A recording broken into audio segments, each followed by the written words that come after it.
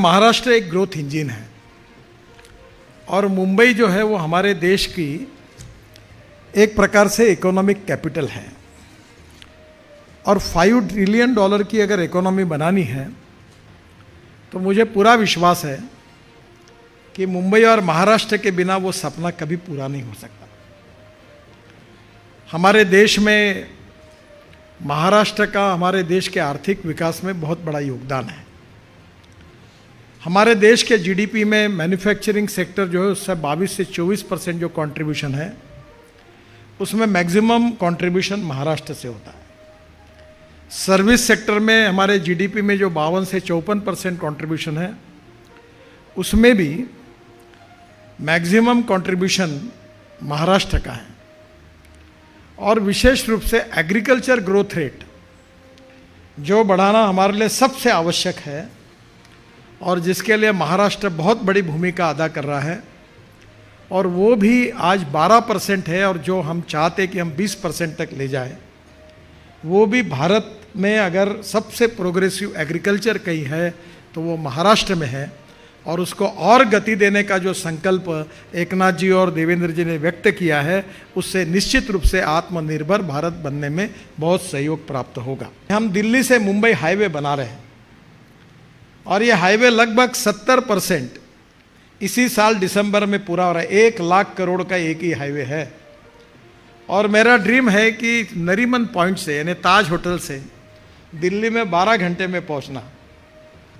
और इसलिए ये जो हाईवे है इसमें एक ही अड़चन है कि हमारा हाईवे जेएनपीटी तक जा रहा है और लगभग सब पैकेज में काम शुरू हो गया है।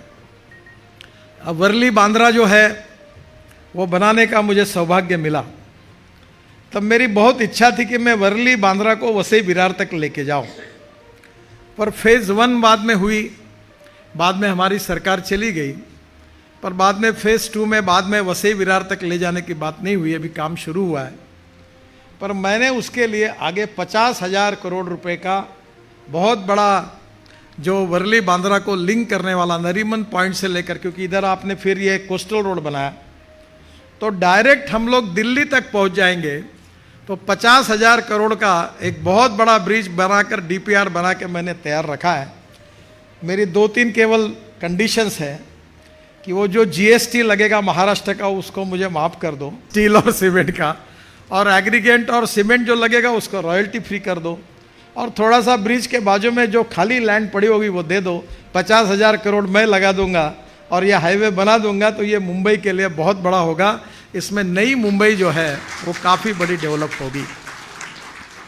दूसरी और एक इम्पॉर्टेंट बात जो है जो आज इंफ्रास्ट्रक्चर में ऑलरेडी हो रही है कि अभी हम लोग पुणे से बेंगलोर हाईवे बना रहे हैं।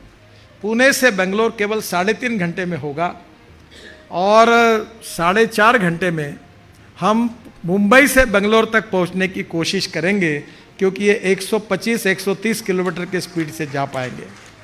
तो मुझे लगता है कि इसका भी भूमि पूजन अलाइनमेंट पक्की हो गई है और ये भी आने वाले 2-3 महीने में इस कार्य की शुरुआत होगी। और दूसरा, पुणे से औरंगाबाद ये नए रोड का भी हमने अलाइनमेंट पक्की कर दी है और पुणे से औरंगाबाद संभाजीनगर 2 घंटे में होगा।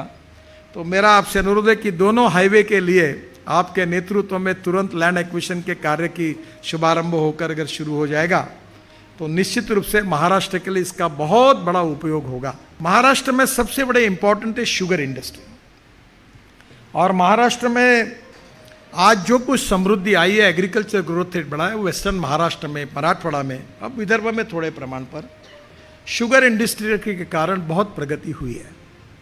हमारे देश में टोटल 340 लाख टन शुगर जो तैयार होती है उसमें 50% शुगर महाराष्ट्र में होती है। और इस साल sugar surplus, corn surplus, rice surplus, इसके नई समस्याएं खड़ी हुई है। तो मैक्सिमम शुगर का कन्वर्शन इथेनॉल में करने की 2 नीतियों को भारत सरकार ने अनुमति दी, जिसका सबसे बड़ा फायदा महाराष्ट्र को हो रहा है।